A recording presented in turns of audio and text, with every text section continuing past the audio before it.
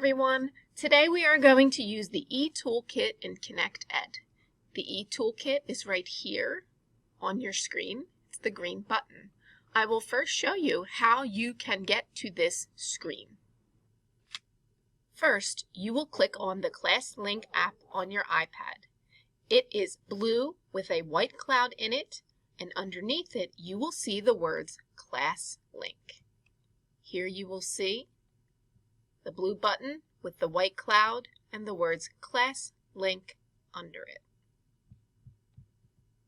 You will tap on the ClassLink app.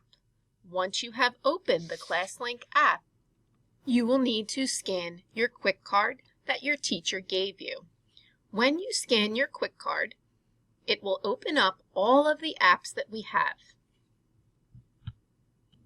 Now that I can see all of my apps, I want to find the McGraw-Hill Education app.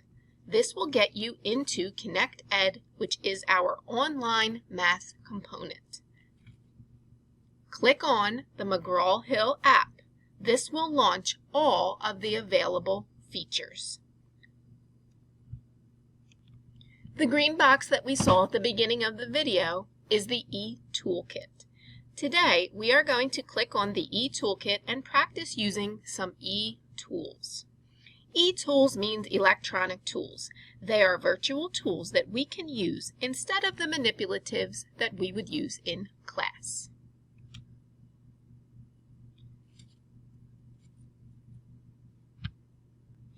When I first click onto the eToolkit, it looks like a completely blank screen. In order to launch all of the eTools, I must go down to the bottom left-hand side and click the plus sign. Once I click that, all of the eTools for second grade will pop up. First one we have is a fact table. It is addition and subtraction, facts. Then we have the two-dimensional shapes library. Three-dimensional shapes, we have some area and volume models, an array builder, attribute blocks, base 10 blocks. We have various card decks, clock models, counters, counting sticks. We have dice and dominoes, fact triangles, fraction circles, geoboards, line plots, money, number grid, number line, hand balance, pattern blocks, a pattern block template with shapes, a shapes explorer, tangrams, and a thermometer. We are only going to focus on a few of these tools today. Then your teacher will give you some time to see and explore all that the eToolkit has to offer. The first thing I clicked on is the addition and subtraction facts table. When I click on it, it looks like nothing has launched. What I need to do is click on the orange button at the bottom, drag it up to the screen, and drop it in. If for some reason I need to move this table around, I put my cursor over the blue part, I click and hold, and I can drag it wherever I need it to go. This is cool because it allows me to see the facts on the diagonal here. Whether or not I want that on or not off, I can click the button. If I would like to show a fact family, I can simply click on Show Fact Family. I can highlight a fact here and a fact here, and it will show me what the fact family is for 2 and 5. 2 plus 5 equals 7. I do my turnaround fact. 5 plus 2 equals 7. 7 minus 2 equals 5. And 7 minus 5 equals 2. Pretty cool, huh? If I want to change that and reset it for a different fact, I can clear that off and begin again. Then we have our two-dimensional shapes library. If I would like to see the two-dimensional shapes, I can take those and drag them in to the front. I can see which shape I want to look at, and it will pop up. All right. If I go to the three-dimensional shapes, which are pretty cool, and I wanted to see what we have here, I simply click on the shape and it will rotate around. Pretty awesome, right? Okay. We also have some base 10 blocks if we take a look at those. Now, in order for me to clear the screen and go to the next one, I can also hit these arrows down at the bottom that will allow me to clear whatever it is that I'm working with. So if I click on my base 10 blocks, I can simply click and drag my base 10 blocks up here and produce a number. What's pretty cool about this is if you look at this feature down here, how many, right now it's set to 1. But if I wanted to have 2 of everything pop up, in addition to what I already have, I simply click and drag and it drops in the other 2 that I just put in. All right. If I wanted to write what this number was, I can use the pencil or the drawing tool at the bottom of our taskbar here. If I go over here and click on that, it highlights it and it says select an eTool. Do I want to use the drawing tool or do I want to use a text box? If I use a drawing tool, it's simply like using a pencil. I can change the size of it depending on how thick I would like it to look, and I can also use the eraser if I've made a mistake.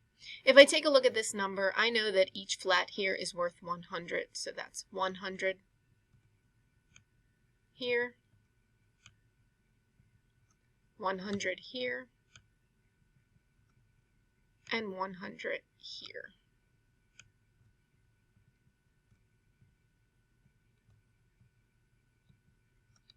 So 100, 200, 300. I know that I have 300. This is worth 10, and this is worth 1. If I add 10 plus 1, I get 11. I have 311. Now, if I would like to erase that, I simply click the eraser, and I erase my number and start over.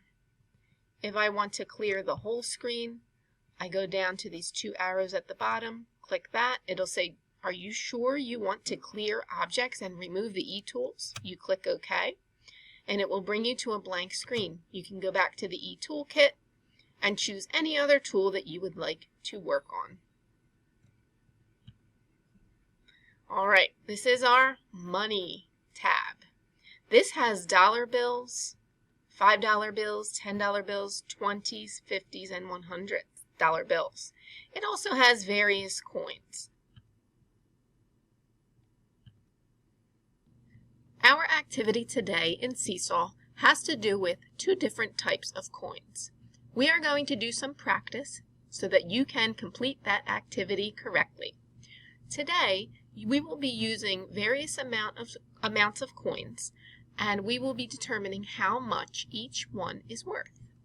So, for example, if we use, right here, we have a dime and a penny. How much is that worth? If I go over to my tools down here and I click on that, I select my eTool, which is my pencil. I know that a dime is worth 10 cents. I know that a penny is worth 1 cent. 10 plus 1 equals 11. 11 cents. Now, remember, if I want to clear my board, I simply go down to the 2 arrows on the bottom right-hand side and click on that. It will ask me if I'm sure that I want to clear my board. Yes, I do, so I click OK. This will allow the eTools to be cleared off. If I want to bring those back up, I simply go back to the Money tab and find some more. The next one we'll try is 3 dimes. See if you can figure out how much money 3 dimes is. Well, remember, if 1 dime is worth 10 cents, we have 3 of them. Let's see here. We have 10,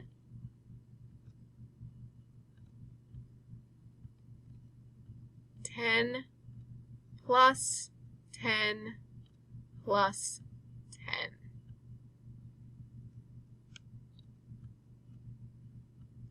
So how much would we have in all? 10, 20, 30.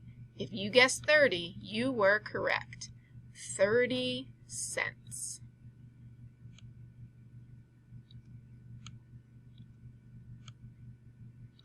Let's try one more.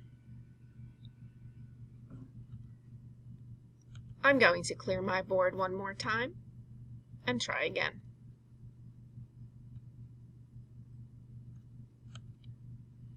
This one, I'm going to combine more dimes and pennies. Let's see if you can figure out what the amount is. 1 dime, 2 dimes. Let me see. I've been using 1 at a time down here. It says, how many dimes would you like to use? I'm going to go with 2 at a time now. So every time I put up a dime, it's going to show 2 of them. All right. So I'm going to have 4 dimes, and let's see. There's 2 pennies there and 2 pennies here. Let's see. I'm going to count 10, 20, 30, 40, 41, 42, 43, 44. I have 44 cents, which I will write right here. 44 cents. Okay.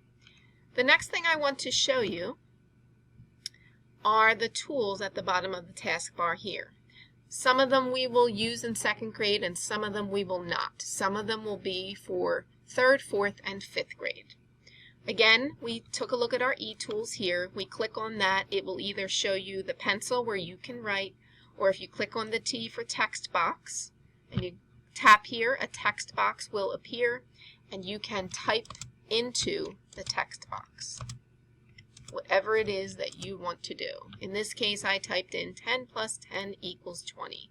You can make the size of it larger. You can also change the color. All right, the next thing we have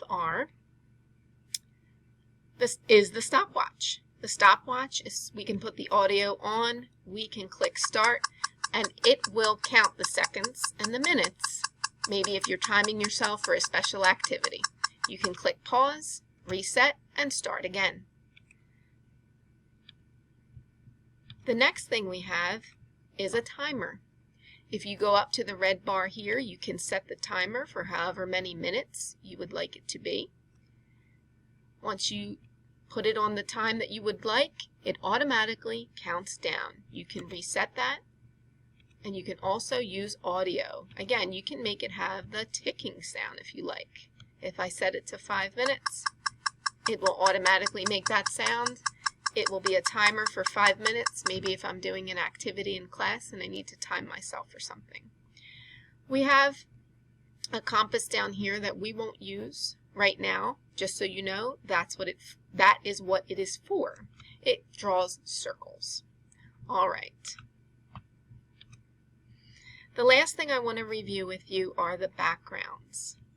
These are things that you can click on to help you if there's something that you're working on in a math box or in your math journal that you may have had some trouble with. You can always pull up these backgrounds for extra practice. One of these backgrounds is, let's use the frames and arrows background. You'll see that there are multiple choices, many different choices for the frames and arrows. I'm going to choose this one. Now for this one, we know that when we use the frames and arrows, there's always a rule that we must follow. If I say my rule is, I'm going to use my eTool to fill in my rule. If I say my rule is plus 2, I know that each time I move to the next frame, I need to add 2 to that number. If my starting number is a 5, and my rule says add 2, I usually like to put my rule above all of the arrows. I usually do that first so that I never forget what I need to do each time I move to a different frame. So I know that I want to do plus 2 for each one. All right. 5 plus 2 equals 7. Then I start at the 7. 7 plus 2 equals 9. 9 plus 2 equals 11. 11 plus 2 equals 13. Now, what if I wasn't sure what each of those equaled? I have another tool down at the bottom of my taskbar that will help me figure those out. If I click on it down here, a calculator pops up. So if I wanted to start with 5 plus 2, it would give me my answer. And then I had 7 already up there. I hit plus 2 again, equals 9, and I can go from there. You always have a calculator available down here for you if you get stuck. I'm going to clear my board here and pull up one last background for you. As we go through the school year, we will be working on something called What's My Rule? These are in and out boxes. Some of you may remember them. Again, same thing. I have a rule that I need to follow. Say my rule is plus 1. I put my plus 1 in here in the rule box. And I know that with my in and out table, or what's my rule, I start with a number, it goes into the machine, I add 1 to it, and out will pop another number. Say the number that I throw into the machine is a 7. If the rule is to add 1 to the 7, which number do you think would pop out? If you said 8, you are correct. Let's try another one. If the number I put into the machine is 10, and the rule is to add 1, which number would pop out? If you guessed 11, you are correct. Well, I hope you've enjoyed today's lesson on the eToolkit. Remember, you need to complete the Counting Coins activity in Seesaw. Good luck!